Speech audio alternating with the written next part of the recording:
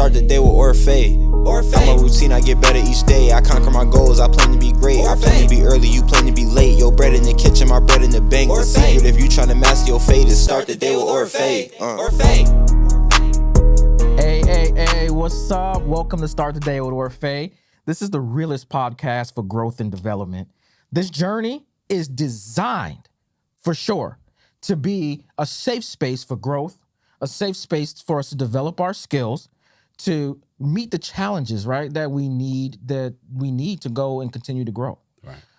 We're going to talk about how we're going to level up. We're going to talk about everything from family to friends to men's care to finance, marriage, all of those things.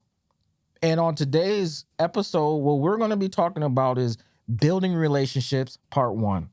The reason why it's building relationships, part 1, is it's like a continuation, right, from our first episode. Yeah. In our first episode, we kind of alluded to some of the things that we wanted to talk about, like how some of the people fucked us over, right? How we grew and we learned from that. The people who saw the light in us and helped us to level up while we were in Buffalo in law school. And then a bunch of other things in our journey since then. But I really want to start and just talk about, our backgrounds have lent to different ways in which we build relationships. True. Right? Like me coming from, a single mother, a single mother household, me being somebody who at every level, somebody has looked at me and said, you've got talent. And I really want you to grow, and I really want you to become anything you want to be. And so because of that light, I'm going to help you. I'm going to mentor you. I'm going to be somebody who you can lean on as a guiding post, right? And a lot of people don't have that. And I also say, outside of your parents and your mothers and your fathers, we can talk about what it is, or the most important relationship that we have, right? And I think that's mentorship. Yeah. I think that's mentorship, but we'll get into all of that. So again, right, this is Start the Day with Orphé, and my main man Wilber Trivino over here. Let's clap it up a little bit for him. Yeah. Yo, it's good. Today's man, I am excited. I'm excited too to really talk about today. I am really excited because I know that there's a place that we're going to be able to go that's very raw. Right. We'll learn a lot about each other, and I think a lot about our audience will learn a lot about us. I can already envision people hearing us and being like, ooh, damn, right? They went there, And it's important because if we're going to be the realest, we have to share the realest parts of ourselves, right? That's the only way. Right. And by sharing the realest parts of ourselves, people are getting a glimpse into our souls. Yeah. People are really going to be able to understand I see why they are the way they are. I see how they've been able to be master networkers. Right. So pretty much if you're looking for BS social media stuff, you're not going to find it here. So this is all real deal, raw, no holds barred, transparent content. So if you're looking for that showy social media fake shit, not it. That's just not it. It ain't here. That's not it. So brace yourself. That's not it. Everyone brace yourself. Yeah. And it's not even, it's brace yourself, but also think about where you want to go with yourself. Right. Where is it that you want to go spiritually and emotionally to think about, are you building positive relationships? Because positive relationships can look different, but a lot of them have the same traits, right? I said this the other day, and I'll say it again, positive relationships are like bank accounts. Everybody wants a fat bank account. Everybody wants a bank account that's going to buy the new house, is going to buy the Ferrari. But what's the only way in which your bank account becomes fat? The way you do that is being able to put money in the bank account. You can't spend money that you do not have in that bank account. Right. That is what relationships are. Positive relationships are only as positive as you make them because you are making the balance positive. Right. Right. And to that point, there's a lot of people out there, and you know who you are, who think they're building relationships, but they're actually just using people.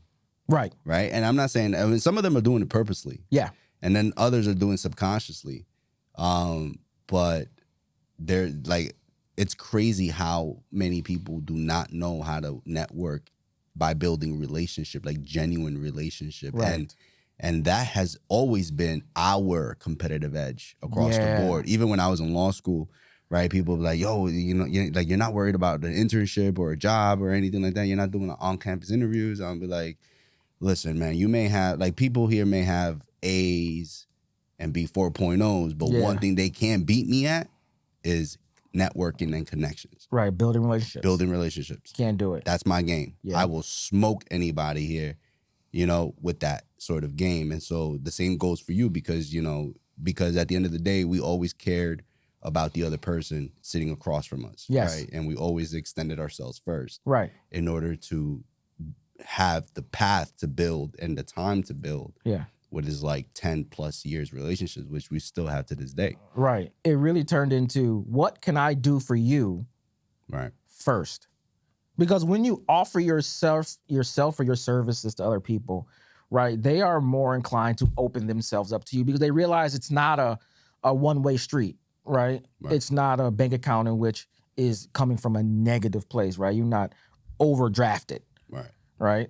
And so when we're talking about these positive relationships, it's just like, how do you even recognize it, right? Like, how do you even recognize that you're building a positive relationship? And that's probably like the first thing is, did you offer yourself first? Right? Or did the other person who wanted to build a relationship with you offer themselves first? Right? I think that's really the number one. Like, I would say that's like how the ticket to get in the door. True. And I would just add to that is, you also got to have a little bit of self-awareness in you, right? To sort of understand or recognize that you are building a genuine positive relationship. And there's a lot of people out there living in this world who are not self-aware, you know? And so, and by self-aware, I mean, like, you are genuinely reflecting on what you're doing and what you're not doing, and you're not lying to yourself about it. Right. And there's a lot of people who lie to themselves. Right. And so there needs to be, in my opinion, an element of self-awareness for people to be able to recognize when they're building a positive relationship, right? And sort of self-criticize their own actions and be true to themselves. Right. So let me ask you this question, right? And what is it about your background that lends itself to the way in which you've been able to build relationships? Because I could tell you, like, with my background, you know, it could have been a lot different, right? That I could have been in a place that other people that I'm very close with are, based on where my life started. If not for positive relationships, positive reinforcement, and, you know, so like, what are some of the things that you would say lend yourself to how you have been able to build these positive relationships and kind of get to the place where you are? Yeah. So I think I would say, you know, I'll start with my parents, right? Like, I always say this is, it starts at the home, right? And so, and that shit is true. Like, that's a universal truth in my personal opinion. And with my parents, like, they care so much about others, and I've seen them care so much for 30 plus years, right? That is just like subconsciously became ingrained in my head, you know, where it's like not being selfish all the time. Right. It's okay to be selfish certain times, for sure, to a certain extent. But they serve, and they continue to serve to this day, like people who are newly citizens, or, you know, they get here for the first time from a different country. My parents remember that experience when they came here. And so they lend a hand, you know, without really knowing them like that, but they lend a hand. And so that sort of thing. And then my mom would always tell me when I was coming up is, you know, you should be hitting people up throughout the year, not only when you need them. Right. And I didn't really like, I'm just, you know, you're like annoying, whatever, with that. I got it, whatever, blah, blah, blah. But it didn't click until like college, where I was just like, you know, she's right. She's right. Because I don't like that. Like, I wouldn't like it if someone just hit me up when they need something. Right. So I was like, you know, let me make a conscious effort. Yeah. For the people who I deem to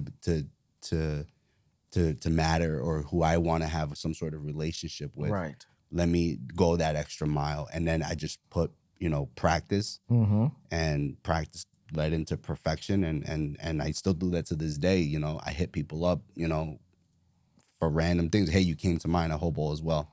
Right. You know, people throughout the year. really respond to that, man. Yeah, man. It's crazy. It's a simple act too. It is very simple. And I think especially when we're talking about like mentors.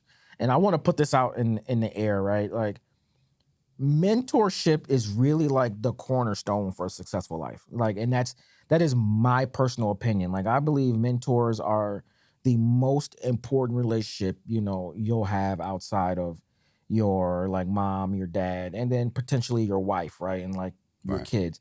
Like, mentorship teaches you how to navigate all of the different areas that you'll experience in your life. Right. Because ideally, the person who says, you know, that they're your mentor and you say, yes, that's my mentor, has been to those places, right? That's the only way that they can give you an objective view of, you know, what's happening, because they've been there.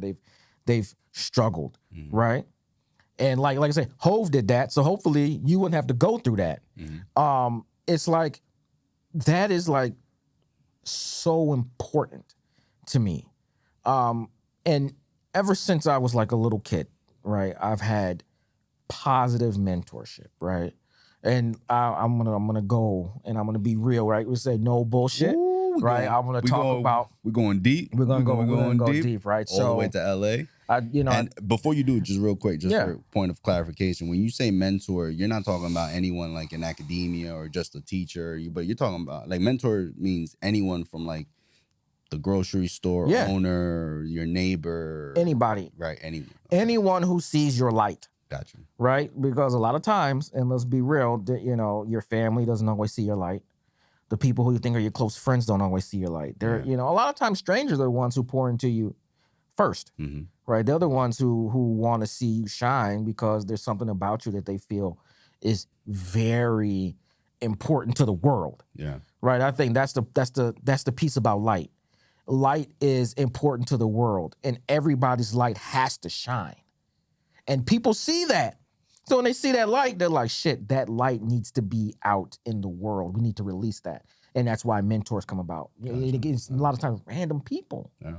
They're like, man, then you build these great relationships with them. So like in my life, I have been very fortunate and blessed, you know, that people have seen the light in me, right? They looked at me and they're like, man, that kid's got talent. I like him. He's got a great personality, right? He reminds me of like my kid, that kind of thing. And they looked at me and they're like, I want to make sure that he's achieved it. And I mean at every level. Because it could have been a lot different. Coming, like I said, from a single mother household, single, you know, mom. I love my mother. Everything she is what I am, right? And it is only because of her that I am what I am. But we spent years apart. My mother, you know, battling her own demons in Los Angeles, which is easy to do. So I spent my first, you know, let's say 5 years with my grandmother. And my grandmother, Nana, God bless her soul, that was the hardest thing I ever had to go through in my life when my grandmother passed away after law school. Yeah. She was there to see me graduate, pass the bar exam. Right. Because she promised me she would. And then she passes away literally 10 days after we found out we passed the bar exam. Damn. Right? That was the hardest. And you got to meet her, right? At graduation. And if you'd have told me then, I had no idea what was going to happen in 3 months. Right. Right? Because she was there. She was present. She was my first like mentor. Right? Because she was present in the moment. She was there to see all the seeds that she had sowed. right? All of the prayer that she had put over me. Right. She was there to see that as the culmination. She was like, my grandson is graduating law school. I'm going to be there, I'm going to be present, and I'm going to make sure that everybody knows that that's mine. Right.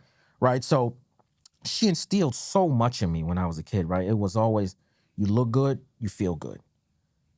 Yeah. I keep that till this day. Yeah, I know you do. Like, and maybe to a exceedingly crazy degree. No, but we're not getting to your shit, all right? Not getting to your bullshit.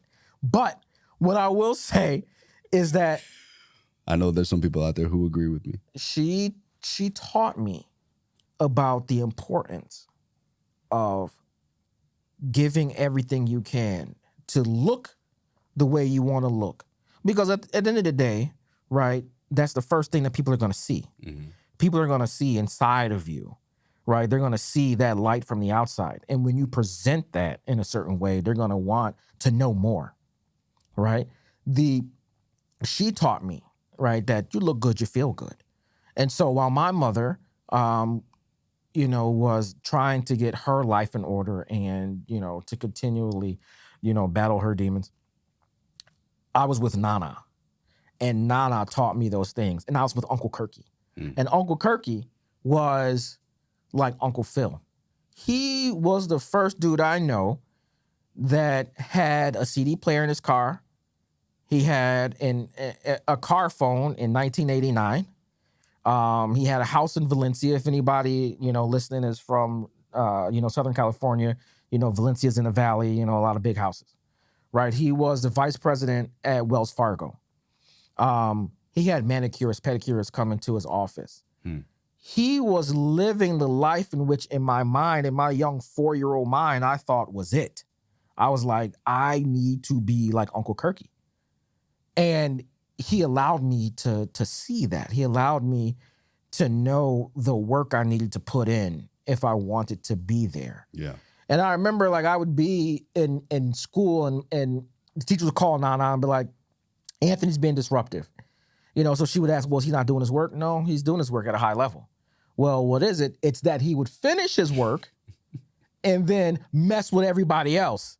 So she's like, well, shit, give him more work. Yo. So she's giving me more work, but there was down the competition, bro. Right. There was a piece of this where she's like, give him more work, but there's something else that I need to have Uncle Kirky talk to him about. Right. So I remember we just had this conversation just when he first met Zora. And he was like, remember when you were much older than Zora and I sat you on the hood of the car and, Nana had told me you were messing up in school. And it wasn't that you were doing, poorly. It was that you were being disruptive, right? And he was like, I remember I sat you in the car and you're crying. Because I was definitely afraid. I thought I was about to get the skin tore off me, right? But that's not Uncle Kirky. He's the mentor who's looking at you that wants to give you life lessons that's going to make you feel like he's disappointed. I don't need to whip you. Right. You care so much about what I think that my disappointment is punishment enough. And so I remember him sitting there, I remember this day. I sat on the hood. He had a white Audi. I think it was called like 4000 or something like that. I remember his car was so nice. I sat me on the hood and he was like, you want all those nice things, right? You want to achieve great things, right? And I'm like, yes, Uncle Kirky. Yes, Uncle Kirky.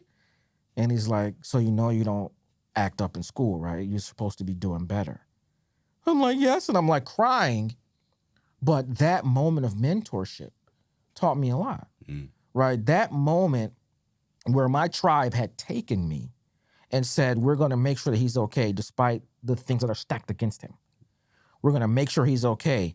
Uncle Kirky's going to make sure that, yeah, you might have some talent, but there are plenty of talented people who haven't achieved because they didn't have the right guidance. Yeah. Right?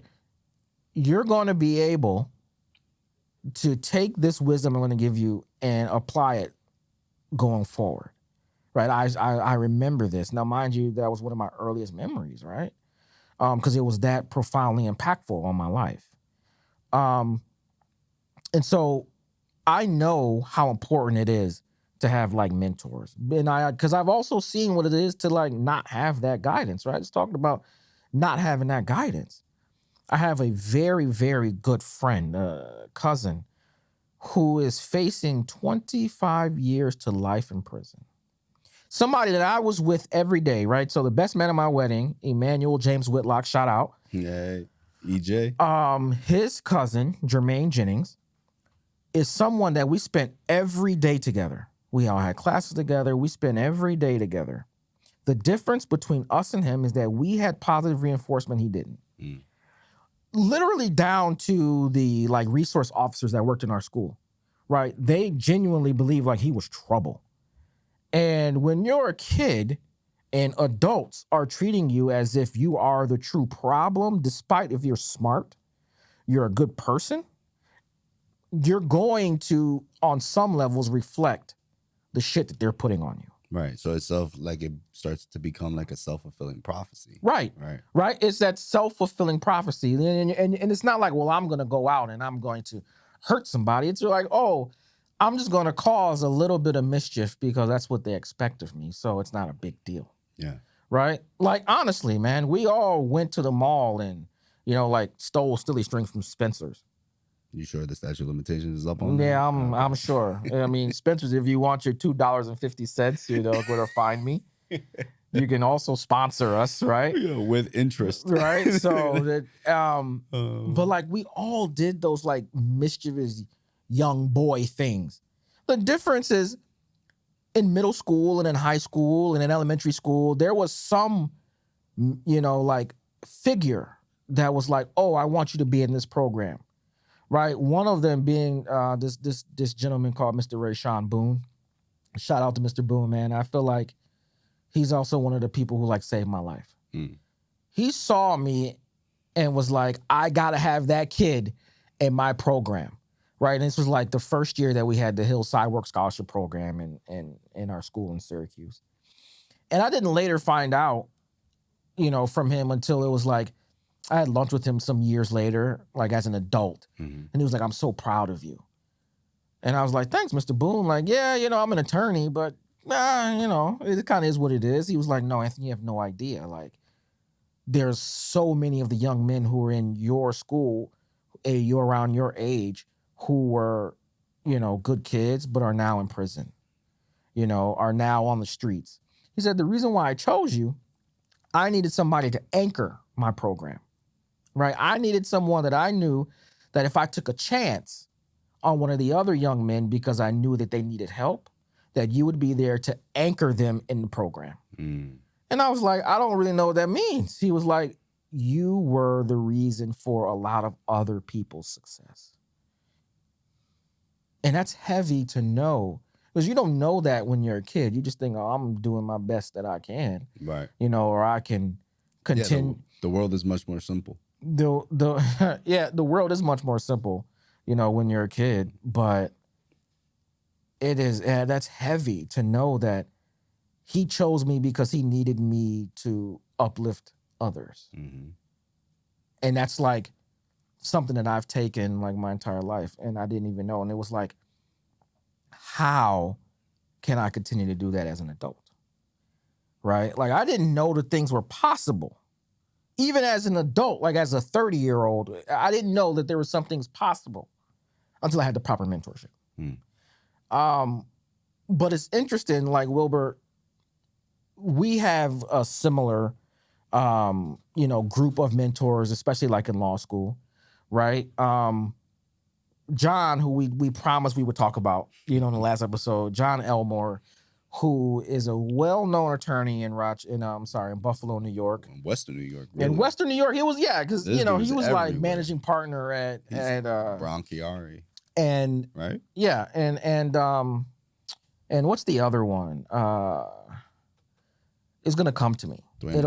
It'll come to me. It's one of the other law firms that he was the managing partner at, one of the large law firms. It's gonna come to me, and then I'll blurt it out. But he's well known, and he didn't know us from Adam. Right. All he knew was that he got a phone call from one of my friends' father who said, I need you to look out for that one, right? Which is, again, mentorship. Like I looked out for you, I need you to look out for him. And John took that seriously. Yeah, he really did. The first time we met him, we all met You know, it was myself, it was Wilber, it was Kenny. He brought out mad people. Yeah, and it was Dwayne. I'm trying to Roddy. There were like 5 of us who Emery went. was there too. I think Emery was there for the first one. Was he? Yeah, I think so. I'm trying to remember, right, if he was there for the first one. But in any case, he took us out and he said, look, I'll make sure you're in the rooms you need to be in. You meet the people you need to be. I ask one thing of you, right? He says, I asked for this one deposit into the bank account. Mm-hmm. What was that one thing we had to do? Pass the bar the first time. Pass that hard ass shit the first time, man. Let me tell you. That's Yo, as a side note, I do want to say, don't you remember when we found out that we passed the bar? Yo, that we both started crying? You couldn't tell me shit. On the phone? I was so happy. We both started crying on the phone. Because the shit was hard. Shit was so hard. It was hard. But he asked for that one deposit. And just to put things in perspective, 2 dudes who did not grow up with a silver spoon, who look like us the way we do. Yes. Passed the New York bar the first time when Kennedy, the president of the United States, took it multiple times. Right. There are a number of people who took the New York State bar a number of times and could not pass. There are people in our class who still have not passed the bar exam and have been trying. Right. And that's not like to throw shade or anything like that, just to clarify. But it's just to put things in perspective where people who have held these high positions, right, like a test is not going to define your success at the end of the day. These are incredibly smart people, right? These are people who are very well connected, are high achievers. Right.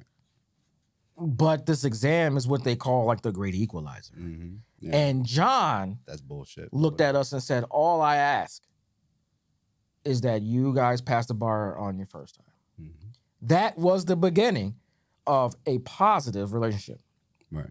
Because he told us up front, we didn't have to guess what it is that we had to deposit in order to withdraw the benefits of that positive relationship, right? To withdraw the benefits of that mentor. And it was like, okay, well, that's 3 years away. What about in between then? No, I just want you guys to be present, represent yourselves the right way, and everything else is going to work out. All right. And John, who we mentioned in the first, we met him the first month, and you had a situation where we desperately needed him. Right. And he came through, no questions asked. Nothing. Right? No questions asked. He looked and he was like, I'm going to take care of this because I don't want you to have to worry about this like being a scar on your record. Like, don't worry about it. Right. I got it. Yeah, no, and I will forever be grateful to that, man. And in the spirit of building positive relationships, because I'm so grateful, like I hit him up for his birthday throughout the year whenever he pops into my mind, like, yo, John, how you doing? If I'm in Buffalo, I make sure that I let him know that I'm going to be in Buffalo, and then maybe we can grab like lunch or we can grab breakfast or whatever our schedules allow. But I always make sure to let him know that, like, yo, I'm here. Like, I would like to see you, like to break some bread, see how you're doing, and all of that. And so like and because of that, he's told me himself that he just respects the shit out of that. Right. Because not many people would do that. Right. And that's how you know you've built it. Right. You built it. You put in the work. You put in the foundation. And you're just always grateful. Right. For that time, for that lowest point in your life, You just, gratitude goes a long way. The people in your life who pick you up when you are at your lowest are the ones that you can forever be grateful, but also understand that they are sent to you. Right. Right? They are sent for a reason to talk to you, to be there for you, right? So like we talked about our relationship, how we knew that we had gotten to a place where we became so close. And that's because in your time of need, I was there. And I didn't ask questions. I didn't judge you, right? Because it was like, look, man, like, this is bullshit. Let's just do what we got to do. Right. you know, and I got you. Right. Like, I didn't think anything about, you know, driving to the grocery store or driving you to an appointment or driving to my alcoholic right. The AA class. sessions, Yeah, the right. AA classes I had to take. I didn't think anything about that because it was necessary. Mm-hmm. I didn't want to see you like be negatively impacted by that momentary lapse in judgment. And I remember you said something to me and it was like, man, you know, I do this all the time in New York City and I don't have a problem. And I remember thinking like, well, one, like it's not New York, but two, that is a problem. And it's just like you haven't had to pay the consequences and now you do. Right. Let's lessen that, right? It's a lesson. You've learned it because you're like, shit, what am I going to do? You know, like this is law school. But also, I'm your friend. Right.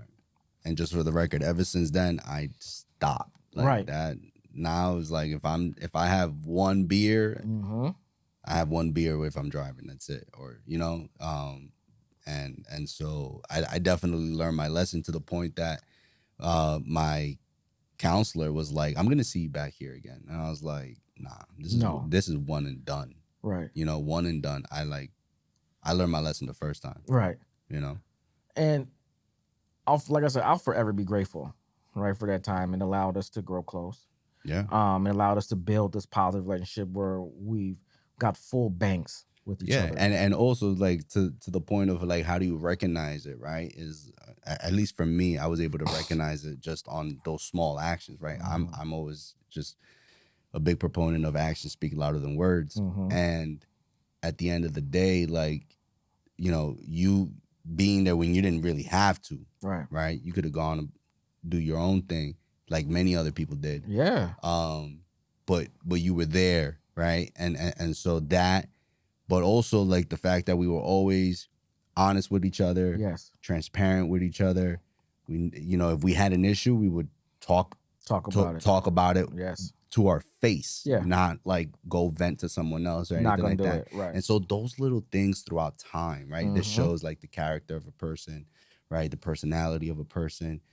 It builds trust, right? And that's when you start to recognize this is a positive relationship when the trust starts to just get bigger and bigger and bigger and snowball, right? And the moment that trust is gone, in my opinion, there's no point in having a relationship. That's right. And it's true, man, because like I had somebody who I was very, like the first semester of law school, like I had somebody I was very close with, right? I would call him Todd.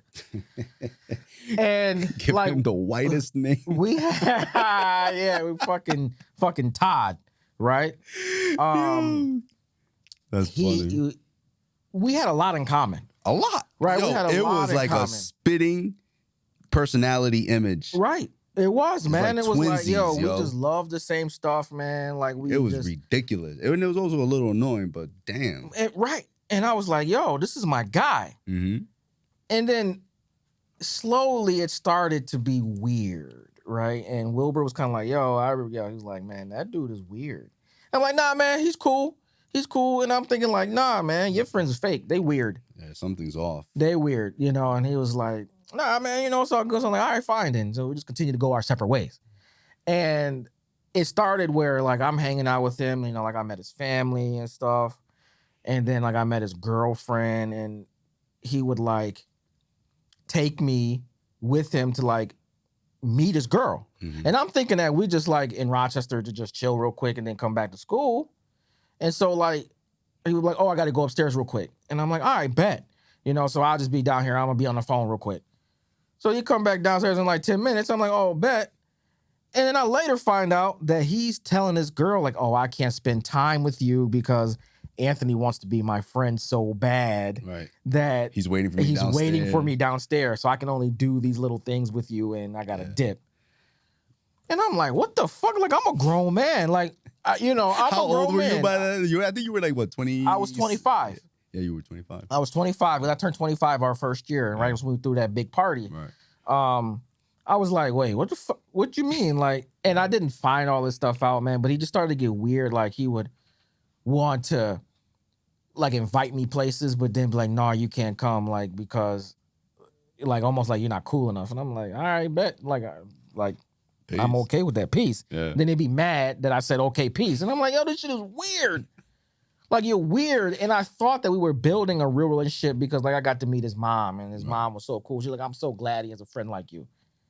And then I'm like, oh, cool, man. You're like, I'm a good person. You know, like, he's a cool guy. Like, I remember for his birthday, man, like, I had given him, like, a pair of shoes, like, some real cool sneakers and stuff, and stuff out of my own collection. Right. That he was always, like, coveting, like, man, yo, you got the coolest shoes. Like, and I'm like, I bet, so I got you. I'm going to give you one. But it just didn't work out, man. And Wilber was absolutely right. Like, he was weird. Yeah. Well, like, and just for the record, right? Like, nice guy. Yeah. Nice guy. Like, you can have a conversation with him. Yeah. Nice guy. But just something was off. And the thing that I thought about it was, like, you know, the way he was, it was like he's putting on a show. He was not authentic. Yeah, he wasn't authentic to a certain extent, you know? Well, I mean, not to a certain extent. He wasn't authentic, period, in my personal opinion, right? It was like just the way that he dressed and just carried himself. It was just very, like, it's very inauthentic. And so, like, that shit catches on. It does. And then you're just like, nah, I can't, like, vibe with you like that because I just don't trust you. Right. I don't trust you. And that's another pillar of, like, positive relationships, right? It's being authentic. Yeah. Right. So you have to be of service, right? You got to be able to give of yourself, even when you think that you can't. You got to be able to give something. Right. Right. You can't just take. Right. You also have to be authentic. You have to be yourself because you have to let people know who they are really dealing with. Right. Right? Who is it that you really are? And who is it that you really want to be? Can I help you get to that place? And so I think saw that he wanted to be, I think I let the name slip. My bad. Todd wanted to be something that he wasn't, and wanted to badly too. Right. Show something that he wasn't, and it was inauthentic, and it wasn't of service. It wasn't like, how can I help? It was like, I'm going to try to use these people in my circle to get to where I want to go. Right. And that's not being of service. That's trying to use people. Right. And if there's anything that you take from this first part of, you know, how to build a positive relationships, is that being authentic is hard for a lot of people, even though being yourself is the easiest thing you can do. And less stressful too. A lot less stressful. Right? But being yourself and being authentic, being of service, and simply being able to say, I need help. Yeah. Right? Or I want or desire your opinion or your experience. Right. And like, on that piece, you know, is there anybody who you can say, or a group of people who you can say, like, in your professional life, that you think, like, man, that person, you know, other than John, we spoke about John, and there are other people who we need to, you know, talk about. But other than those people, like, who is someone that you want to shout out and say, that person is a real, like, mentor that I've built a positive relationship, and why though? Yeah, there's so many people, man. Like, I say this all the time. Like, success doesn't happen in a vacuum. No. I don't give a fuck what anyone says. Whoever says, I did this all on my own. They're lying. You're lying. They're lying. You're full of it. And honestly, I don't even know if I should trust you on that point, bro. Because then at that point, I'm just like, they're like, right? So I have a lot of people to thank for my success. And I'm just going to start with, like, my second moms, right? Who my mom's best friend, who she came to this country with, right? And my best friend's mom too, right? Yeah. Second moms, that shout them out. Yeah, that. So we have Amparo Garcia, right, and then we have Barbara Llanos, second moms, and my aunts also played a role. You know, Maria Canavan, Leo Hurtado as second moms too. They pulled my ear whenever I was tripping, and they had that authority. But also, like, babysitters, I was blessed to have great babysitters who took a liking, who you know, just were very constructive with me. And when my mom and dad both had to work, you know, long hours and only could come at night. So I was blessed with babysitters and being in a very like loving, constructive environment, right? That always about my growth and studies and everything like that. As I got older, then we start getting into, you know, like my neighbor, Barbara Hunt. Yeah. She's an ex-English teacher. Yep. And she saw me just being out in the street, playing with my friends, you know, too much. And she was like, she went to my mom and she's like, I would like to tutor your son for, you know, 2 times a week for a couple hours. And my mom was like, sure. And she didn't tell her the reason, nothing. She was just like, I wanted to. And I hated going to her at that age. Right. Learning about the presidents. Meanwhile, people playing dodgeball and baseball and like night tag and all that in the summer, man, you know, and water balloon fights. I fucking hated it. But to this day, I'm freaking very grateful because out of everybody on the block, I'm the only attorney. Right. I'm the only one who went to law school. Right. And so everyone's doing their thing. Everyone's good, like living their life, working, you know, they have families and everything like that. But I don't know how many of them can say I've achieved all of my dreams. I'll just say that frankly. But I know I have, right? And I'm still achieving my dreams. So we have that. And then, you know, shout out to Jody, Rory, and John Bean, man. That couple, that power couple. Right. College, man, they're very important pieces to my success just because they took raw talent and they just sharpened it. You know what I'm saying? Just sharpened it and just, you know, so in terms of my transition to the professional world, it was like the person you see today is in large part honed by Jody, Rory, and John Bean, right? And I met Jody when I was 18. I met both of them when I was like 18, 19. I'm 34 now. We still talk. We still work together. I'm witnessing their children going to college. And I met them when they were babies. You know, so, and, you know, it's funny because now it's full circle because it's gotten to a point where now Jody comes to me sometimes for advice as much as I come to her for advice too. So it's kind of weird that my mentor, someone who I look up to, right, so for so many years is coming to me asking for my opinion on something. No, that's like the circle of life. That's right, you know, of mentorship. Like, it's like crazy. You know, you were at first Simba on Pride Rock, right? And you know, they're holding you up. You had nothing to offer at that point other than to be a sponge. Right. And then when Simba returns to Pride Rock and becomes king, now you have the, you know, like the tools and the things to offer. And so now she's looking at you almost like an equal because all the things that she's built foundationally, right? All the money that she put in, she can now withdraw. Right. You might have made some withdrawals in the beginning. I mean, some deposits in the beginning, but most of the deposits were hers.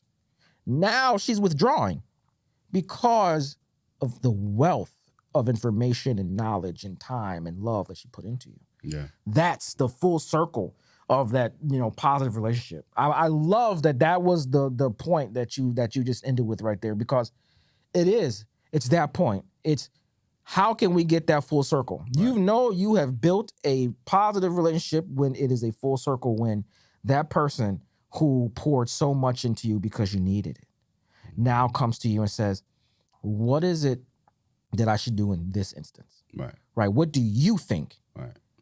Man, look, so for me, I'm going to just, there are 2 people I want to shout out just like professionally.